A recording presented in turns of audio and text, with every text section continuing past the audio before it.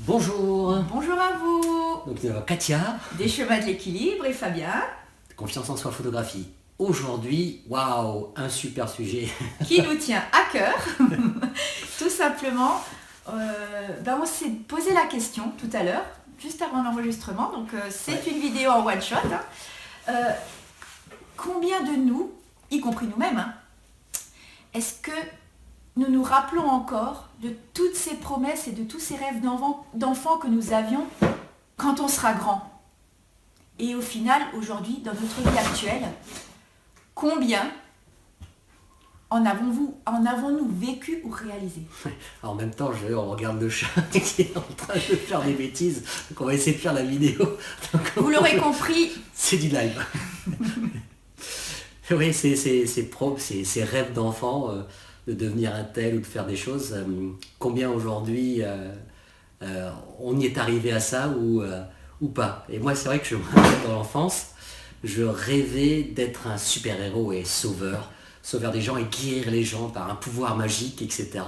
Et c'est assez fou parce que finalement, on fait des séminaires, je fais de la photo, et c'est pour guérir l'image des gens qu'ils ont d'eux-mêmes, augmenter leur estime d'elles-mêmes, d'avoir de l'amour de soi et des images d'elles pour pouvoir faire des actions. Donc finalement, je touche un peu, peut-être beaucoup aussi, de ce que je rêvais quand j'étais enfant, d'être un super-héros. alors ce que je trouve agréable, c'est qu'il n'a pas le costume fluo. Voilà, c'est Superman.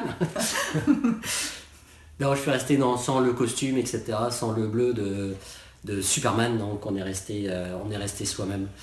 Donc voilà. Donc, et toi, Katia?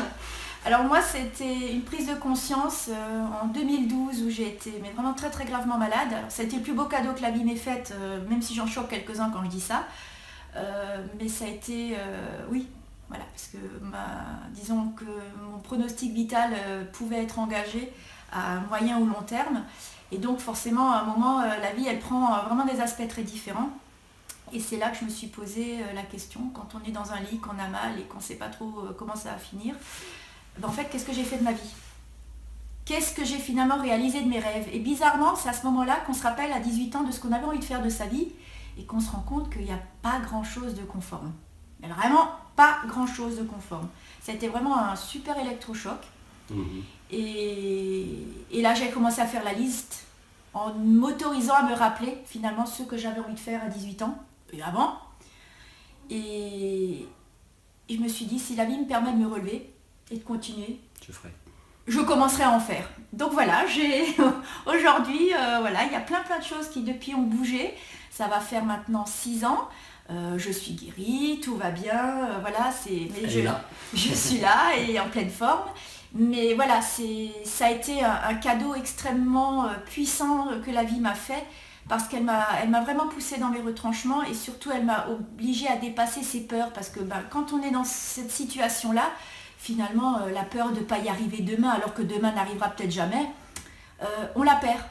Et on se sent capable de dire si demain matin je peux faire quelque chose, je vais vite le faire parce que j'aurai peut-être après-demain plus la possibilité de le faire.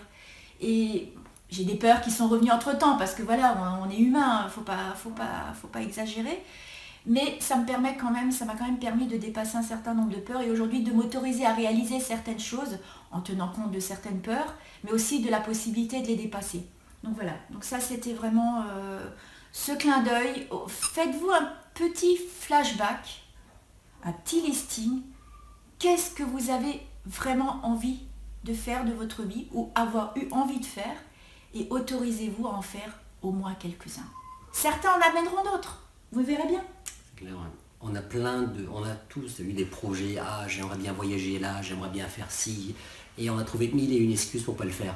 Et puis finalement, les années passent et après on se dit j'aurais dû le faire. Et un jour c'est trop tard. Et c'est trop tard, donc se dire allez, on y va, on fait, on teste, on avance, et on retrouve nos rêves entre guillemets d'enfants.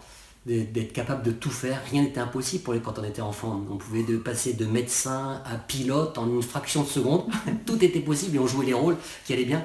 Et aujourd'hui, on n'arrive plus à être comme ça, des rêves qu'on a et on se trouve 1001 excuses pour pas y arriver, pour pas le faire, etc. Donc rêvez encore. Gardez votre âme d'enfant, retrouvez votre âme d'enfant et finalement, dans un concept que vous entendez quand même de plus en plus parler, c'est retrouver cet enfant intérieur qui vit toujours en nous, puisque cet enfant-là, nous l'avons été.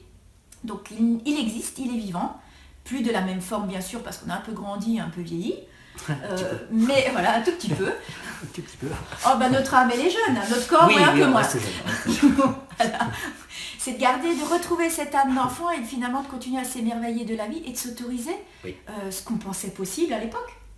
Tout à fait, et c'est encore possible. Et un rêve en amènera un autre, je vous promets, c'est génial. Tout à fait, et le chat est d'accord avec nous.